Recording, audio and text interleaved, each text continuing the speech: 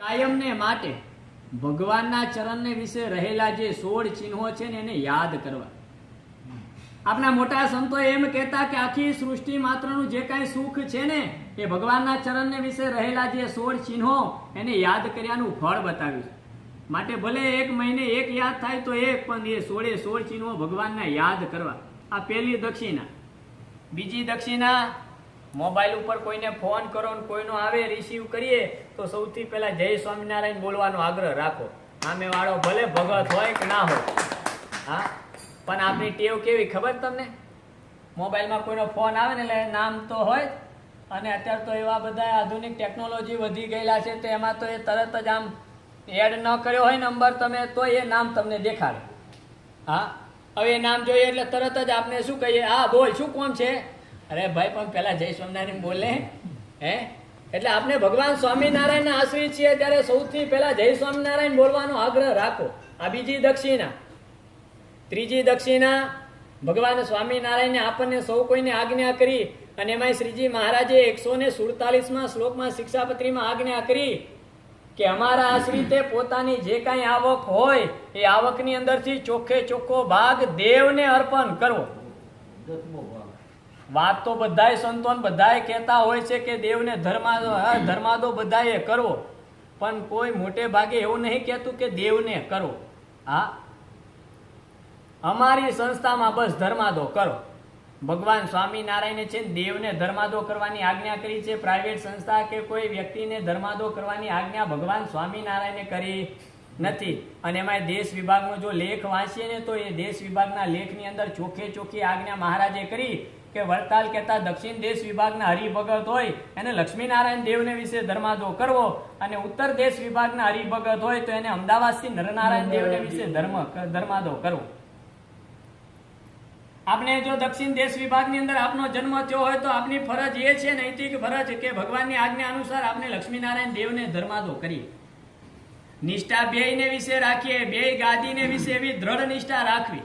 હા, પણ જ્યારે ધર્માદા વિશેની વાત આવે ત્યારે દક્ષિણ દેશ વિભાગની અંદર જન્મ થયો હોય તો આપણે ત્યાં જ ધર્માદો કરવો. ભગવાનને જો આપણને ત્યાં ધર્માદો કરાવવાની ઈચ્છા હોય તો ત્યાં જન્મ આપ્યો હોય. એટલે મહારાજની આજ્ઞા અનુસાર આપને ચોખ્ખે ચોખ્ખો ધર્માદો દેવને અર્પણ કરવાનો આગ્રહ રાખો. હા, એટલે ત્રીજી દક્ષિણા એ કે આપણે ચોખ્ખે ચોખ્ખો લક્ષ્મીનારાયણ દેવનો ધર્માદો કરીએ. ચોથી દક્ષિણા, 3 વર્ષની અંદર જે મહાપૂજામાં બેઠા હતા એ બધાને ભલામણ કરું કે 3 વર્ષની અંદર એક હરિભગત તૈયાર કરવાનો.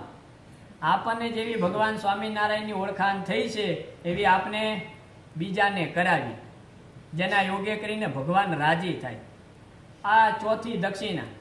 અને પાંચમી દક્ષિણા, દિવસની અંદર એક વખત ભગવાન સ્વામિનારાયણે જે 6 ધામ બંધાવ્યા એ 6 ધામના દેવને યાદ કરવાના. અને આપણે વડતાલ લક્ષ્મીનારાયણ દેવના આશ્રિત છીએ ત્યારે વડતાલને દિવસમાં 3 વખત યાદ કરવું, સવાર બપોર ને સાંજ, આમ 3 વખત વડતાલને યાદ કરવું. આ પાંચમી દક્ષિણા. આ 5 દક્ષિણા તમારી પાસે માગીએ. આ સિવાય બીજી કોઈ રૂપિયાની દક્ષિણા કાંઈ કશું જોઈતું નથી. અને તમને જો કાંઈ ઈચ્છા થતી હોય તો વાલા ભક્તો, હું આજે એમ કહું કે ભગવાન સ્વામિનારાયણે પોતાના સ્વહસ્તે 6 મંદિર બંધાવ્યા, અને મહારાજે સંતોને ગામડે ગામડે મોકલીને મહારાજે મંદિરો કરાવડાવ્યા. તો આજે પણ વાલા ભક્તો એ વડતાલ લક્ષ્મીનારાયણ દેવના જ મંદિરો આજે આ અમેરિકા અને કેનેડામાં થઈ રહ્યા છે. પરમ પૂજ્ય આપના આચાર્ય મહારાજ શ્રી રાકેશ પ્રસાદજી મહારાજ પોતે રાત દિવસ એવી તનતોડ મહેનત કરી અને સત્સંગને અર્થે વિચરણ કરી, અને મહારાજ શ્રી પોતે એક એક હરિભગતને ભલામણ કરતા હોય છે. મને ખ્યાલ છે વાલા ભક્તો, હું 1.5 મહિનો આચાર્ય મહારાજશ્રીની સાથે અમને કી વિચરણમાં હતો. આચાર્ય મહારાજશ્રીની ત્યાં એમના ચરણ ભેટ જે કાંઈ આવે પોતે જ્યાં સંસ્થા કહેતા જ્યાં મંદિર થતું હોય ત્યાં પોતે એ રકમને જમા કરાવતા. 1 રૂપિયો પોતે ભેગો કર્યો નથી, અને એની પાવતી એમને આપવામાં પણ આવેલી છે. બાપાને ખ્યાલ છે. એટલે વાલા ભક્તો, આપણે ચોખ્ખે ચોખ્ખો ધર્માદો કરવાનો આગ્રહ રાખીએ. ને એમાંય જ્યારે અત્યારે અમેરિકાની અંદર 3 જગ્યાએ મંદિરો થઈ રહ્યા છે. એક સાર્લોટમાં મંદિર થઈ રહ્યું છે, એક પેન્સિલ્વેનિયામાં આપણે મંદિર થઈ રહ્યું છે, અને એક શિકાગોમાં મંદિર થઈ રહ્યું છે. તો આપણને જ્યાં ઈચ્છા થાય તે લક્ષ્મીનારાયણ દેવનું મંદિર થઈ રહ્યું છે તો એની અંદર આપણે વિશેષ ધર્માદો જ છે આપનો એ સેવા કરીને ધર્માદો આપને સહેજે કરીને ભગવાનને રાજી કરીએ અને મંદિરની પણ બહુ મોટી સેવા કર્યાનું ફળ પણ આપના સંતોએ અને શાસ્ત્રોમાં પણ વાત બતાવી. નિષ્કુળાનંદ સ્વામી પોતે એમ લખતા હોય, જેને કરી મંદિરાની સેવા વળી સેવ્યા સંત મુક્ત જેવા તેનું ફળ છે અક્ષરધામ પામી થાશે તે પૂરણ કામ. હા, અક્ષરધામમાં જવું હોય તો આપણે તો બસ એક મંદિરની સેવા કરી એવા સંતોને સેવી અને બસ મહારાજને રાજી કરી લઈએ. અને આ મંદિર વાલા ભક્તો આપણે અહીંયા અમેરિકામાં જે આપણી સંસ્થા જે ચાલી રહી છે ઈસવ સંસ્થા, એ ઈસવ સંસ્થા કંઈ પ્રાઇવેટ સંસ્થા છે નહીં. આચાર્ય મહારાજશ્રી એની અંદર સંતો અને ભક્તો બધાય એની અંદર બધા ઇન્વોલ્વ થયેલા છે અને એ સાથે મળીને બધાએ આ ઈસવ સંસ્થા શરૂ કરેલ છે. અને એ ઈસવ સંસ્થા એટલે કે ઇન્ટરનેશનલ શ્રી સ્વામિનારાયણ સંસ્થાન ઓફ વડતાલ. અને એ વડતા એ સંસ્થાની નીચે જ આ મંદિરો થઈ રહ્યા છે. એટલે તમે એ ઈસવ સંસ્થાની આપણી જે વેબસાઇટ છે એમાં રહીને પણ આપણે ધર્માદો કરીને સેવા કરી શકીએ છીએ. ત્યારે વિશેષ વાલા ભક્તો આજના પવિત્ર દિવસે બસ બધાય ભક્તોની પાસે એ જ માગીએ દક્ષિણામાં કે વિશેષ ને વિશેષ આપણને સૌ કોઈને એક ભગવાનની દ્રઢતા થાય અને ભગવાનને વિશે કાયમને માટે દ્રઢ કુમારીને નિષ્ઠા રહે અને એની આજ્ઞા અનુસાર આપણે વર્તીએ એ પ્રભુ ચરણોમાં પ્રાર્થના કરીએ. અને એમાંય વિશેષ વાલા ભક્તો પવિત્ર જ્યારે ચાતુર્માસ ચાલી રહ્યો છે ત્યારે મહારાજની એક આજ્ઞાનું તો આપણે સેજે પાલન આજે થયું છે.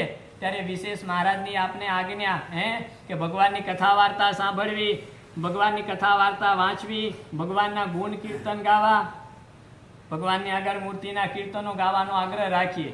દરરોજ એક તો એક પણ કીર્તન એવું ગાઈએ ભગવાન રાજી થાય. પણ હંમેશા એટલો વિવેક જરૂર શીખી રાખવો કે ભગવાનની આગળ ગાઈએ ત્યારે મૂર્તિના કીર્તનો ગાવા, પછી ત્યાં આગળ પછી ઉપદેશના કીર્તનો ગાવા નહીં. બાકી ગણન વિવેક ના હોય તો પછી તો એ હાથ લાંબો કરીને ગાતા હોય, હે તારે માથે નગારા વાગે મોત ના રે. તે ભગવાનને માથે નગારા વાગે, આપને માથે નગારા મોત ના વાગે. એટલે આપને એટલો વિવેક શીખી રાખવો. ચોથી આજ્ઞા શ્રીજી મહારાજે કહ્યું કે પંચામૃત સ્નાને કરીને ભગવાનની મહાપૂજા કરવી. એને શુભ અવસર આજે બોલો તમને બધાને અનાયાસે પ્રાપ્ત થયો. સાચે સાચું કહેજો, તમને ખબર હતી આજે કે મહાપૂજાનો લાભ મળવાનો છે? એ અનાયાસે સેજે સેજે પ્રાપ્ત થયો. પાંચમી શ્રીજી મહારાજે આજ્ઞા કરી કે ભગવાનના મંત્રોનો જાપ કરો. સરળમાં સરળ ઉપાય હોય ને તો આ છે. હાલતા ચાલતા ખાતા પીતા સર્વ ક્રિયાની વિશે ભગવાનના મંત્રનો જાપ થાય. વળી સ્તોત્રનો પાઠ કરવો. ઘણા બધા એવા સ્તોત્ર છે. એમને કે જન્મંગલ સ્તોત્ર બોલાતું હતું, દાદા બોલતા હતા મોટેથી. હા, એ સ્તોત્રનો પાઠ હંમેશા કરીએ.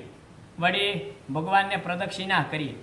ઘણા તમે જો એ કોકે કહ્યું હોય ને શરીર સારું રાખવું હોય ને તો ભાઈ તમારે સવારમાં વોકિંગ કરવું પડશે. તે ઊભા રોડે બોલો બરમુંડા પહેરીને વોકિંગ કરવા જાય પણ ભગવાનને પ્રદક્ષિણા કરે નહીં. હા, ઘણા શરીર ઉતારવા માટે દોડા દોડી કરતા હશે ને ઓલી ઘરે તો અત્યારે મોટે ભાગે બધાને પેલું વોકિંગ શું કહેવાય સાયકલ કેવું રાખતા જ હોય. હા, પણ ભગવાનને પ્રદક્ષિણા ન કરે. અને આઠમી મહારાજે આજ્ઞા કરી કે ભગવાનને સાષ્ટાંગમ પ્રણામ કરવા.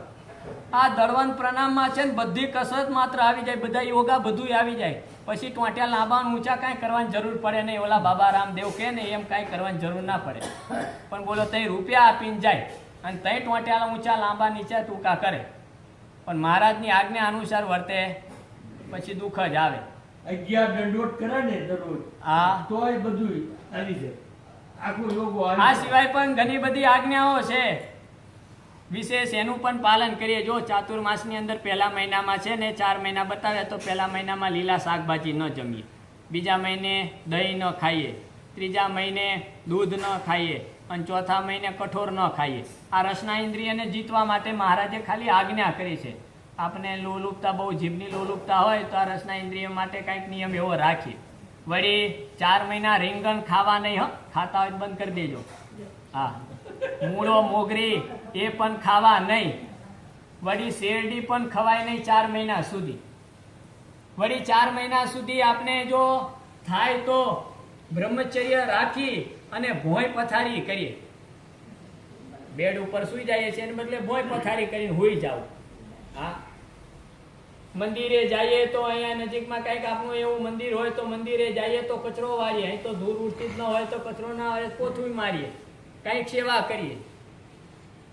હા, એવી કાંઈક નાની મોટી સેવા કરીને ભગવાનને રાજી કરવાનો આગ્રહ રાખીએ. એટલે આ ચાતુર્માસ ચાલી રહ્યો છે. ખુદ ભગવાન સ્વામિનારાયણ પોતે પોતાના ચરણના સોગંદ ખવડાવીને એક એકને નિયમ લેવડાવતા.